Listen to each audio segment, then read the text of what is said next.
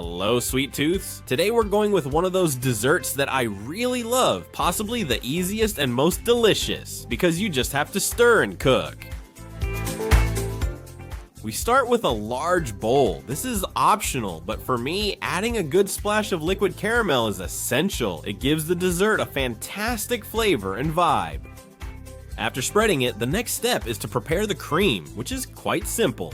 Place 300 grams of cream cheese or spreadable cheese in a large bowl and beat it until it becomes liquid. If you do it with electric beaters, it just takes a moment, and once it's liquid, a splash of vanilla essence, extract, or flavoring also works fantastically.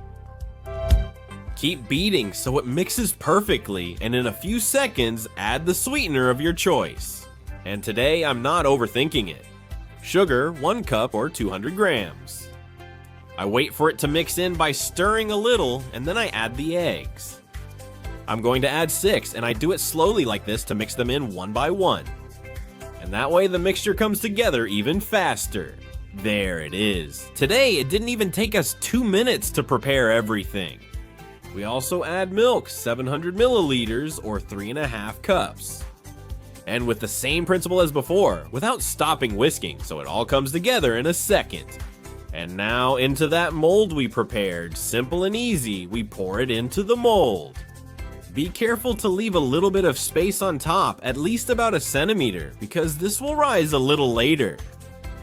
Afterwards, if you have any left over, use it to make some individual flans, which also turn out really tasty, and that way you make use of every last drop.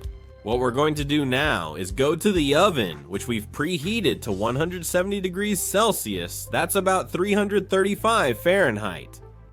Once you have it inside, with heat from both the top and bottom, leave it until it's golden brown. The edge should no longer jiggle, and the center should jiggle just a little bit. First the small ones, and then the big ones, see? Like this, it's perfect to take out, and that's it. In my case, it took about 45 minutes, always with heat from above and below. Once they're cooled down, keep them in the fridge or refrigerator for at least half an hour. But I recommend doing it overnight because this dessert turns out amazing if you leave it from one day to the next.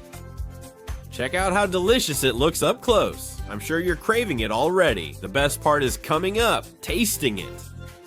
You can serve it as is or unmold it, that's up to you. Look at how amazing it looks. A fantastic dessert that hardly took us any work. Anyone can make it, and as you can see, you can serve it on a tray, or if you want, you can unmold it either way. It turns out delicious, so I hope you tell me which way you like it best.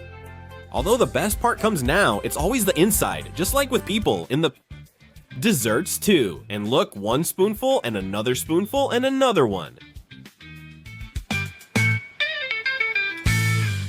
What a true wonder. It's hard to believe that something so simple that takes so little effort to prepare turns out this good. Incredible.